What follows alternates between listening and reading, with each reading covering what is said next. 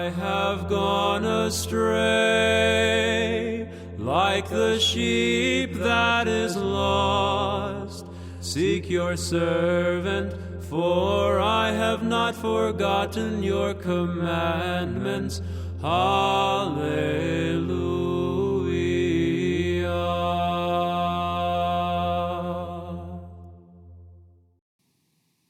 We all say that we need more patience. I hear people say that they're praying for patience, they're trying to be more patient, they want to be more patient.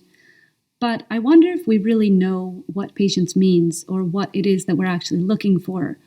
I get the impression that people are thinking that if they were patient, like they think they would be, that they would just feel no inconvenience and no pain and would just be happy and joyous at all times and perfectly content in every circumstance. And while, of course, that is an admirable thing to aspire to, I don't think that's what patience is. So patience comes down to us in English from the Latin verb to suffer. So etymologically, in its etymology, patience is equal to, or maybe better expressed by the old adage, long-suffering. So if long-suffering is what we're going for, then that doesn't mean that we won't feel any pain. In fact, you can't suffer long if there's no suffering at all. So what it means is that we will encounter pain, we will encounter inconvenience and unpleasantries, but we will be able to endure them, be able to accept them, and to accept them without complaining, without reacting in anger, without despairing in faint-heartedness, and without taking it out on our neighbors. So we will probably still feel inconvenienced when somebody makes us wait for them when they're late. And we will probably still be hurt when someone says something bad about us behind our back or to our face in any way. And we'll probably still be irritated or annoyed whenever somebody does that thing that we can't stand. But if we have a good reason to endure those discomforts, then we can be patient. But we have to have a reason. So human beings have been able to endure unimaginable amount of sufferings when they have a good reason. Of course, the martyrs are the best example of this. But you think of many people in the concentration camps in World War II who endured things that normal people couldn't think of. But because of their faith, because of their convictions, they had a reason to live through these things and keep going.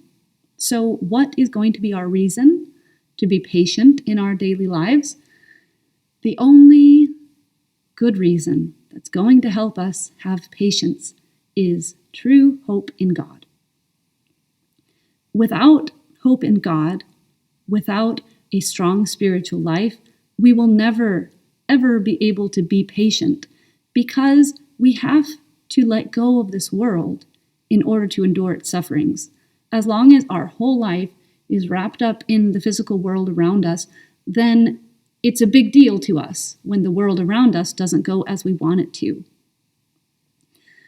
Elder Aimilianos, in the book The Mystical Marriage, he describes this well. He says, "We endure every difficulty and hardship voluntarily, in this way expressing our expectation and anticipation of God's providence and help."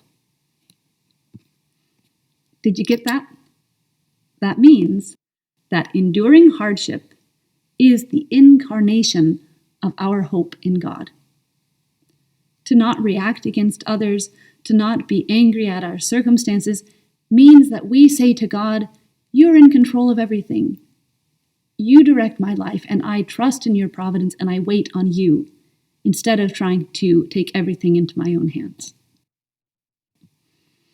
Now, in order to do this, in order to be truly long-suffering, we have to believe two things first. The first one, very foundational. We must believe that God is.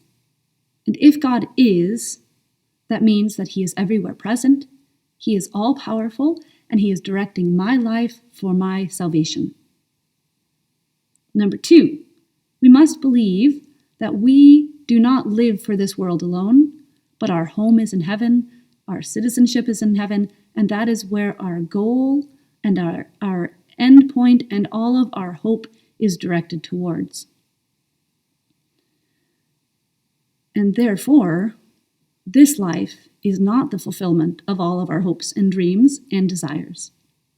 Elder Aimilianos again describes this well. He says, "The patient endurance of every hardship is the true spiritual form of life. It is assimilation to the life of the angels, since it marks the transcendence of everything earthly, of everything transient. Therefore, if we find ourselves impatient, that means that we are too attached to this world. It means that we are probably too attached to our own will and to our desires and to the things that give us pleasure. Now, as long as we are still attached to our will and our world and our pleasures, then patience is not going to just mystically drop out of heaven and appear in us. First, we have to let go of the things of this world a little bit and instead turn our focus and our hearts and our thoughts and our prayers and all of our life to Christ. And the more that we set our hope on Him, the more that we raise our eyes to Him, and the more we let go of the trifles of this fleeting world, then the more we will find patience springing up within us. And this patience in our everyday small matters is the same foundation that asceticism is built upon. So we may find ourselves, after getting accustomed to our daily involuntary sufferings, ready to take on voluntary sufferings for God. Because the same foundation is under both involuntary and voluntary sufferings, that the inconveniences, the displeasures, the pains and sufferings of this world help detach us from this earth and instead direct us to cleave unto God, which is where we will find our true hope and our true fulfillment and true joy anyways. This is why sufferings and inconveniences are actually our greatest blessings, our greatest gifts, because they remind us that we are citizens of heaven and not just earthly beings.